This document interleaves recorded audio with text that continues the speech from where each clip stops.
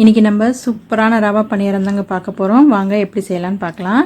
First வந்துட்டு 1 cup அளவுக்கு ரவை எடுத்துக்கோங்க. இது வந்து பார்த்திங்கன்னா வறுக்கலாம் தேவையில்லை, அப்படியே ஆட் பண்ணிடலாம் நம்ம. அதுக்கப்புறம் 1/2 கப் அளவுக்கு தயிர் எடுத்துக்கோங்க. ஸோ இது கூட வந்து பார்த்திங்கன்னா நம்ம கொஞ்சமாக தண்ணி சேர்த்துக்கலாம். அதை ஃபஸ்ட்டு மிக்ஸ் பண்ணிடுங்க, அதுக்கப்புறமா தண்ணி சேர்த்துக்கலாம். நம்ம இந்த தயிரில் வந்துட்டு ரவையை ஊற வைக்கும் போது நல்லா சாஃப்ட் ஆகிடும். ஸோ அப்போ நம்மளுக்கு வந்து பணியாரம் சாப்பிடும்போது நல்லாயிருக்கும். இப்போ கொஞ்சமாக தண்ணி சேர்த்து நல்லா மிக்ஸ் பண்ணி விட்டுடுங்க. இது வந்து பார்த்திங்கன்னா 1/2 மணி நேரம் அப்படியே இருக்கட்டும், ஊறிச்சுன்னா நல்லாயிருக்கும். ஸோ நல்லா மிக்ஸ் பண்ணி விட்டுருங்க. அந்த ரவை வந்து பார்த்திங்கன்னா அந்த தயிரில் நல்லா அப்சர்வ் பண்ணிடும்.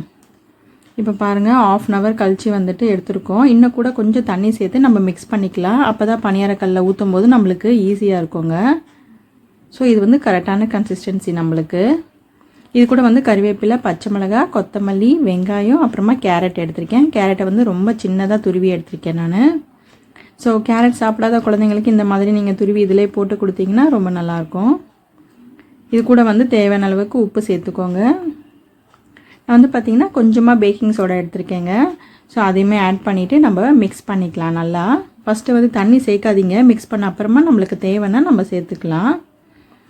இப்போ வந்து மிக்ஸ் பண்ண அப்புறமா எனக்கு வந்து கொஞ்சம் கெட்டிமாக இந்த மாதிரி இருந்தது, அதனால் நான் கொஞ்சமாக தண்ணி வந்து சேர்க்குறேங்க.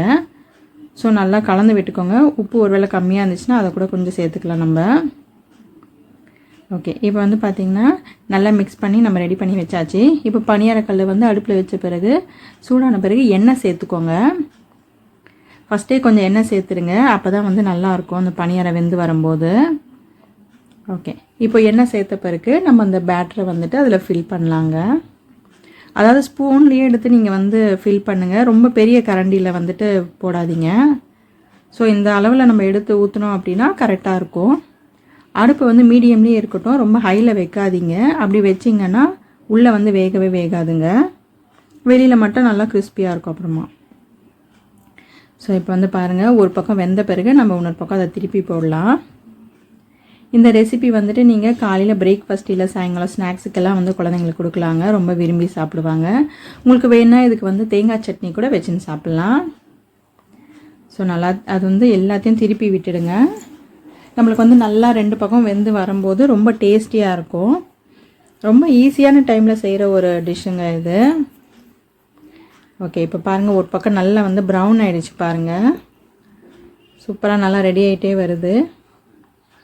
ஓகே, நல்லா வந்து வெந்துட்ட பிறகு நம்ம எடுத்துடலாம். நீங்கள் வந்து செக் பண்ணி பார்த்துக்கோங்க, அந்த ஸ்டிக்கில் வந்து எதாவது ஒட்டி இருக்கிற மாதிரி இருந்தால் இன்னும் கூட கொஞ்சம் நேரம் வேகட்டும்னு விடணும் நம்ம.